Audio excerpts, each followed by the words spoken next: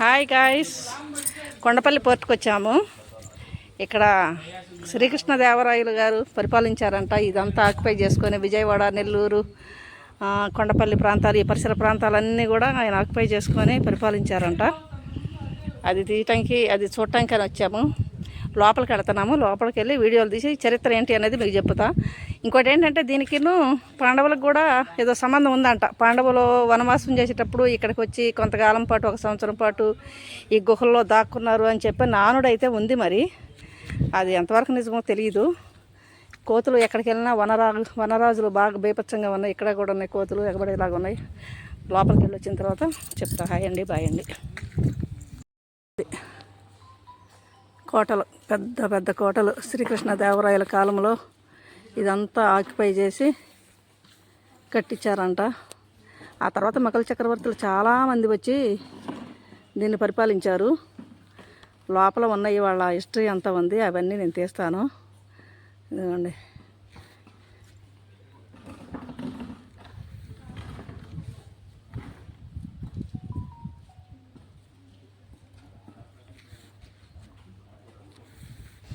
ఇంకోటి ఏంటంటే,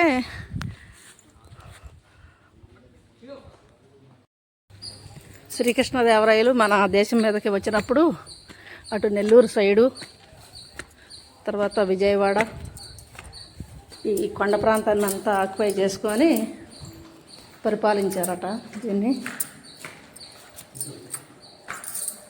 ఇది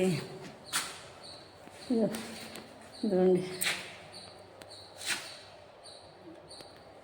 1518 నుంచి 1543 వరకు సుల్తాన్ క్వాలి కొటబ్ సుల్తాన్ కులీ కుత్బుల్ ముల్క్. మన వల్ల కాదు ఆ పేర్లు. ఇది నర్తనశాల అంటండి. చూడండి ఎంత బాగుందో. ఇది ఏమంటారు మరి, ఇదండి అద్భుతమైన కట్టడాలు. మనం ఏంటంటే డు నాట్ టచ్. ఇది కూడా ఆకర్ష మాదన్న. ఇతను ఎప్పుడు 1672 నుంచి 1687 వరకు వీళ్ళు పరిపాలించారు. వీళ్ళంతా ముస్లిమ్సే. అక్కన్న మాదన్న అంటే మరి ముస్లిమ్స్ ఎవరో తెలియదు. ఇటు వచ్చేపాటికి ఈయన అబ్దుల్ హాసన్ తనాషా 1672 నుంచి 1687 వరకు.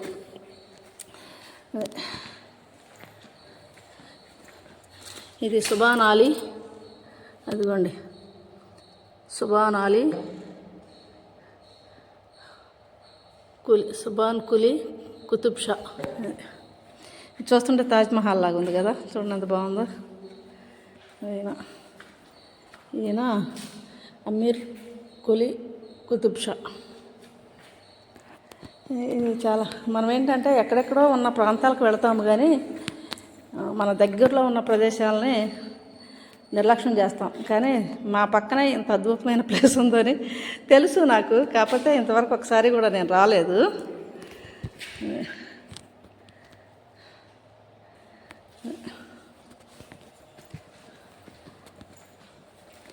ఈయన కూడా అంతే, 1612 నుంచి 1626 వరకు సుల్తాన్ మహమ్మద్ కుతుబ్ షా ఈయన ఉన్నారంట. వీళ్ళంతా మొఘల్ చక్రవర్తులు. అబ్దుల్ కుతుబ్ షా ఈయన కూడా అంతే, 1626, 1672. ఇంత మొఘల్ చక్రవర్తులు. వీళ్ళ దేవుడు ఉన్నారు ఇక్కడ. మరి ఏం దేవుడు, ఎవరో దేవుడు. మరి ఇది గణపతి అంట. కొండపల్లి గ్రామంలో గణపతి. కొండపల్లి గ్రామం, ఇబ్రహీంపట్నం మండలం, కృష్ణా జిల్లా. ఇదేంటి, గ్రానైట్ రాయి నమోదు 03. ఇదండి, ఈయన గణపతి దేవుడు అంట. ఎంత హిస్టరీ ఉందండి కొండపల్లికి.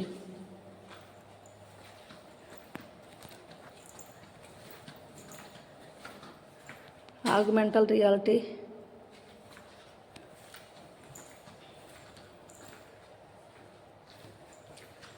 ఆగ్మెంటెడ్ రియాలిటీ యాప్ను ఉపయోగం. ఇదేంటో అది దీనికి సంబంధించింది, యాప్లకు సంబంధించింది.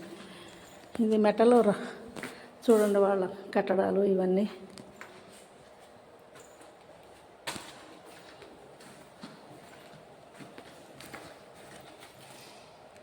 వీరగల్లు 14-15వ శతాబ్దం వీరగల్లు. 14-15వ శతాబ్దం వీరగల్లు. హాయ్ గాయస్, ఇదిగో ఈ విగ్రహం చూశారు కదా, ఇది ఒక చక్రవర్తి విగ్రహం. ఏదో సంథింగ్ ఏ చక్రవర్తి మరి తెలియదు. ఇక్కడ ఏముంది, ఫోటో బూత్. ఆయన పేరు కూడా ఏమి లేదు ఇక్కడ, మరి సంథింగ్ ఏదో చక్రవర్తి. అయితే నేను దీని గురించి మీకు ఒక 2 minutes చెప్తున్నాను. ఇప్పుడు ఈ విగ్రహానికి తల లేదు, కానీ ఈ విగ్రహం మరి ఎవరో ఈయన ఒక మహా వీరుడే అయి ఉంటాడు కదా. ఖడ్గం చూడండి, వెపన్ ఎలా ఉందో. ఒక వీరుడే, ఒక చక్రవర్తి, ఒక దేశాన్ని పరిపాలించిన వీరుడు, కొన్ని రాజ్యాలను ఓడించిన వీరుడు అయి ఉంటాడు, ఒక రాజు. మరి ఈయన విగ్రహాన్ని ఇక్కడికి ఎందుకు ఇలా తల లేకుండా ఎందుకు పెట్టారు? తలతోటి పెట్టవచ్చు కదా. ఎందుకంటే అది ఒక చరిత్ర. ఒక చరిత్ర అంటే ఏంటంటే ఏదో యుద్ధంలో ఆయన శిరస్సు ఛేదించారు. శత్రురాజు ఎవరన్నా కానివ్వండి, ఆ యుద్ధంలో ఆయన దానికి ఒక చరిత్ర ఉండి ఉంటుంది. ఆ శిరస్సుని ఆ శిరస్సు లేకుండా ఉండటానికి దానికి ఒక చరిత్ర అయితే ఉండి ఉంటుంది కదా. ఆ చరిత్రను చరిత్రలాగే చూపిస్తారు. ఇప్పుడు మన చరిత్రలాగే చూపిస్తారు. చూడండి, అదిగో విగ్రహం కనిపిస్తుంది కదా. చరిత్రను చరిత్రలాగా చూపిస్తారు. ఇప్పుడు మన సుప్రీంకోర్టులో మన రాకేష్ కిషోర్ గారు వేసిన ఆ పిల్లలో ఏంటి, విష్ణు భక్తుడైన విష్ణువుకి తల లేదు కాబట్టి ఆ తలనే పునరుద్ధరించడం కోసం పర్మిషన్ ఇమ్మని చెప్పని ఇచ్చారు. అది వాళ్ళ జ్యూరిడిక్షన్ కాదు, అసలు ఆ కోర్టు జ్యూరిడిక్షనే కాదు.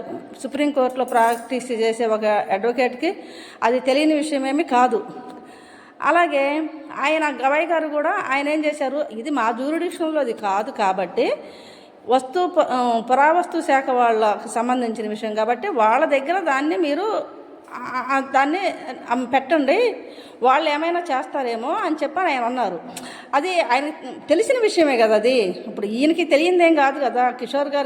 రాకేష్ కిషోర్ గారికి అంత సీనియర్ న్యాయవాదికి తెలియని విషయమేం కాదు కదా. మరి దానికి అంటే నేను ఇంతగా చెప్తుండా మీరు అర్థం చేసుకోవట్లేదు కాబట్టి, మీరు భక్తిపరులు కాబట్టి ఆయన దేవుణ్ణి ప్రార్థించండి అని చెప్పని అని ఉంటారు ఆయన. దానికి బూటకాలు విసిరేసి సనాతన ధర్మాన్ని మీరు అవమానపరిస్తే మేము సహించము అని చెప్పని నినాదాలు చేసుకుంటూ ఆయన చేశారు. ఇప్పుడు హిస్టరీగా చూడుకోకుండా కేవలం సనాతన ధర్మం అనే ఒక ముసుగులో ఇలా మత విద్వేషాలు రెచ్చగొట్టి ప్రజల మధ్య, దేశాల మధ్య స్విచ్ పెట్టడం అనేది అది ఆ కోర్టు ఇన్సిడెంట్లో జరిగింది ఏంటంటే అది ఉద్దేశపూర్వకంగా జరిగిందే తప్ప అనాలోచితంగా జరిగిన సంఘటన అయితే కాదు. ఎందుకంటే చూడండి, ఇప్పుడు ఇక్కడ 16, 14, 15 శతాబ్దాల లాంటి చరిత్ర ఉంది. అన్ని మతాలు ఉన్నాయి అక్కడ. ఇందాక నేను చదివినిపించాను కదా, మీకు పెడతాను ఆ వీడియో కూడా. అన్ని మత విశ్వాసాలకి సంబంధించినవి కూడా ఉన్నాయి. ఇక్కడ ఒకే మతం, ఒకే హిందువు, ఒకే ముస్లిము, ఒకే క్రిస్టియన్ అని ఎక్కలేదు. ఇది అందుకనే కదా లౌకిక సామ్రాజ్యం అని అనేది. అన్ని మతాలు సెక్యులర్ దేశం అంటేనే అది అన్ని మతాలకు సంబంధించిన దేశం ఇది. ఎవరి మత విశ్వాసాలు ఎవరిని కూడా ఇబ్బంది పెట్టకూడదు, ఎవరి మత విశ్వాసాలు ఎవరి మధ్య కూడా స్విచ్ పెట్టకూడదు, అంతవరకు ఓకే. కానీ ఒకరి మత విశ్వాసాలు ఇంకొకరి మతాన్ని రెచ్చగొట్టేలాగుంటేనే ప్రాబ్లం వస్తుంది. నేను ఎందుకు చెప్పానంటే ఈ విషయాన్ని, ఈ వస్తువుని చూస్తే మీకు ఆ విగ్రహానికి తల లేదు. ఆ విగ్రహానికి తల తగిలించాలంటే దానికి ఒక వర్గం ఉంటుంది, ఒక వింగ్ ఉంటుంది. ఆ వింగుకి పెట్టుకోవాలి. వాళ్ళు చేయాల్సిన పని. కానీ జ్యుడిషియరీ డిపార్ట్మెంటు లేకపోతే పోలీస్ డిపార్ట్మెంటు చేసే కాదు కదా. ఆ విషయాలు ఏమీ రాకేష్ కిషోర్ గారికి తెలియంది కాదు, పెద్ద మేధావులకు తెలియని ఏమీ కాదు. అది కావాలని చేసిందే. ఇంకోటి ఏంటంటే నేను ఏ మతానికి సపోర్ట్ చేయను, ఏ కులానికి సపోర్ట్ చేయను. మనుషులను మనుషులుగా చూడటమే నాకు ఇష్టం. మనుషులను మనుషులుగా చూడనప్పుడు అది ఏ మతమైనా దాన్ని నేను ద్వేషిస్తాను. ఓకే అండి, హాయ్ అండి, బాయ్ అండి.